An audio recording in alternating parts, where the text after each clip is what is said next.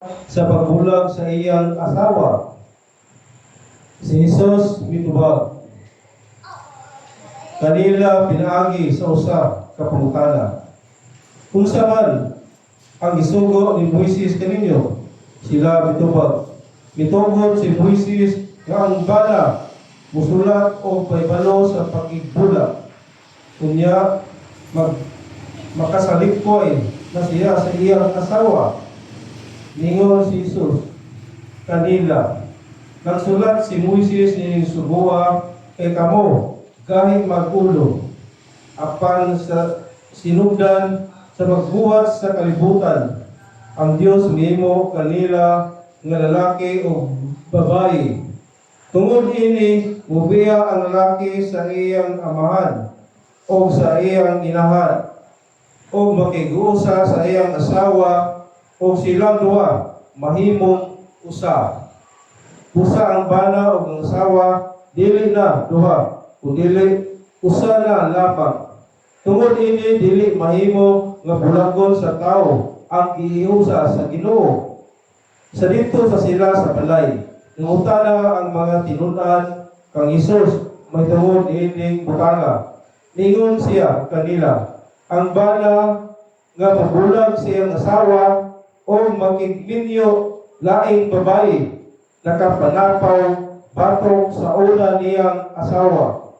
O ang babae nga mabulag sa iyang bana o makigminyo o laing lalaki na napaw usab. May pila ka mga tao nga nagdala og mga bata ngadto kang Hesus aron sila hikapon niya apan gigasarpan sila sa mga tinud-an.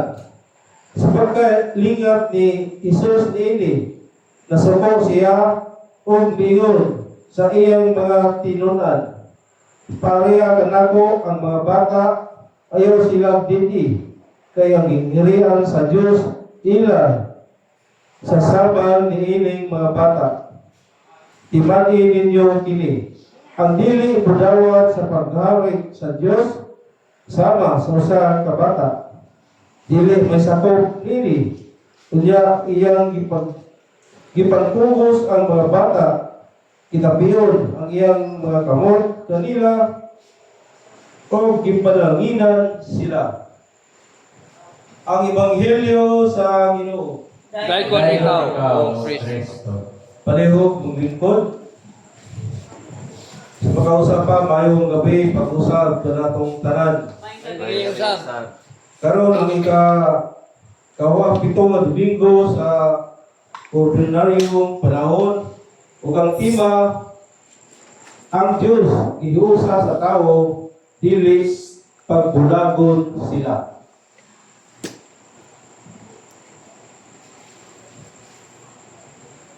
May soon pinimawang komentaryo ato kining pagabasahon nga gihanay na daan sa atong simbahan. Maison, ang Diyos giusa sa tao dili pagbulagon sila. Usa ka linya sa awit sagad natong gikanta panahon sa kasal. O kining mga pulong tataw nga gipadayang ni Jesus sa mga Pariseo nga nahutana kaniya mayroon sa pakigbulag. Klaro kayo ang ipamulong ni Jesus nga dili siya uyon sa pakigbulag. Apan nga naman nga misumpak man si Jesus nini o si Moises ni uyon man.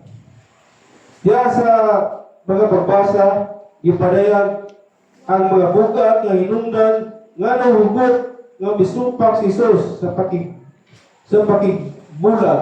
Una, ang pakigbulag makaguba sa relasyon diha sa pamilya.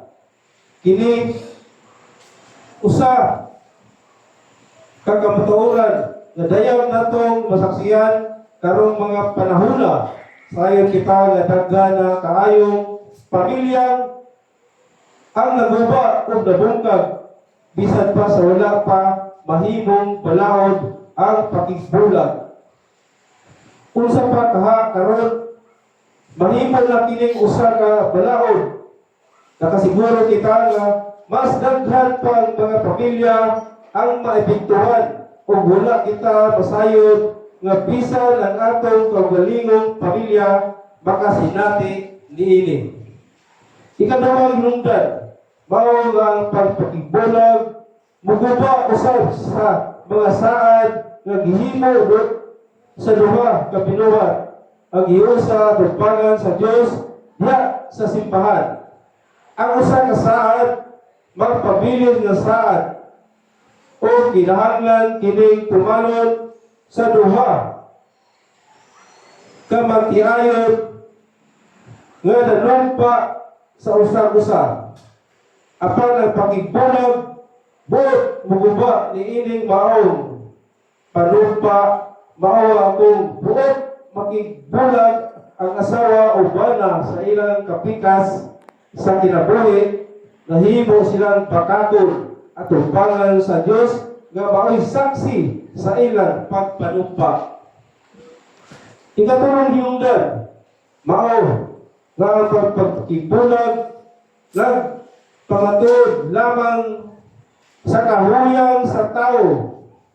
Hinungdan nga nung mitugot si Moises sa pakigbulag nga atong mabasa diya sa daang kasabutan tungod sa katikas sa kasing-kasing o kagay sa ilang mga ulo.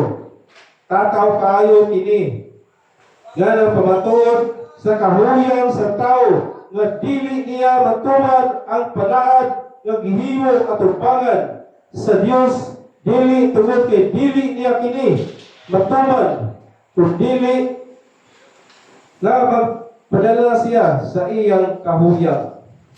Ikaw nga hinungdan, mao nga ang pagigbulag makaguba usab sa sakramento sa kaminyon tungod niini ang sakramento sa duha ka binuhat mahimong usa ka paagi lingkod nga panaad sa gugma nga maoy nagbukos kanila hangtod sa ilang kamatayon. Apan pakigbulag buot mutangtang niining maong bugkos aron mabulag ang duha. Ang katapusan nga hinungdan mao nga ang pakigbulag usa ka dakong sala batok sa Ginoo tungod kay supak man kini sa iyang kabubuton nga kinahanglan magminahalay, magsinabtanay o mag-ubad ang matik-ayon hangtod sa kahangturan. Hinaot paunta. Palihog mo